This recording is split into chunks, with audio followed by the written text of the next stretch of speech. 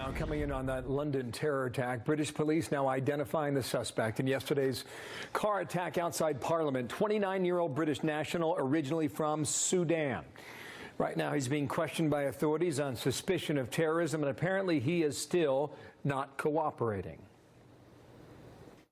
I'd also like to thank the people of London. This is not the first time we've seen an incident of this type on the streets of London. I'd like to thank them for their resolve, the resilience that they've shown, and their determination to make sure that those who seek to exploit these types of incidents will not be allowed to divide us. Benjamin Hall live in London. What else do we know about the attacker now, Benjamin?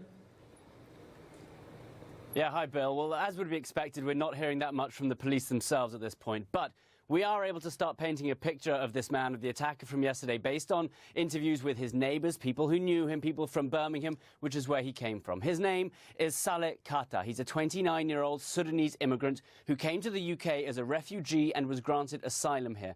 Now, as you say, he's being held by police on the suspicion of preparation and instigation of an act of terrorism, as well as attempted murder.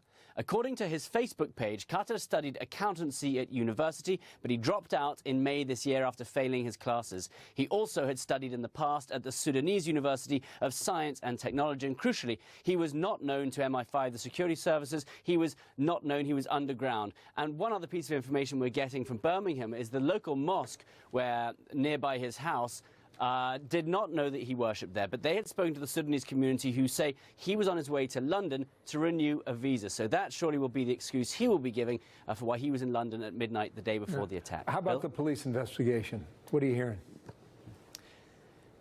As is so often the case when you have attacks like this, it just takes a few hours and you start seeing raids happen around the UK. And that's exactly what we've seen. 4 different raids happening as soon as 12 hours after the attack in Birmingham and in Nottingham. Now, very interestingly, one of the areas where they're paying particular focus is an area of Birmingham which is well known as the home of former terrorists, including the UK's first suicide bomber, its first al-Qaeda plotter, one of the financiers of the 9/11 attackers, and the attacker from last year's Parliament car attack then. So that's where they're looking at the moment, and of course this area has always been a hotbed of radicalisation, and that's where people are looking at the moment.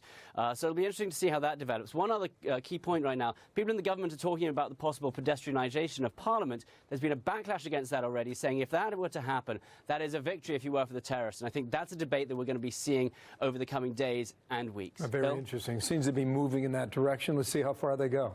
Benjamin Hall, thank you. Nice to see you in London there. Moments from now, Supreme Court nominee Brett Kavanaugh will be meeting with his second red state Democrat. He sits down with another later today. So will other Democrats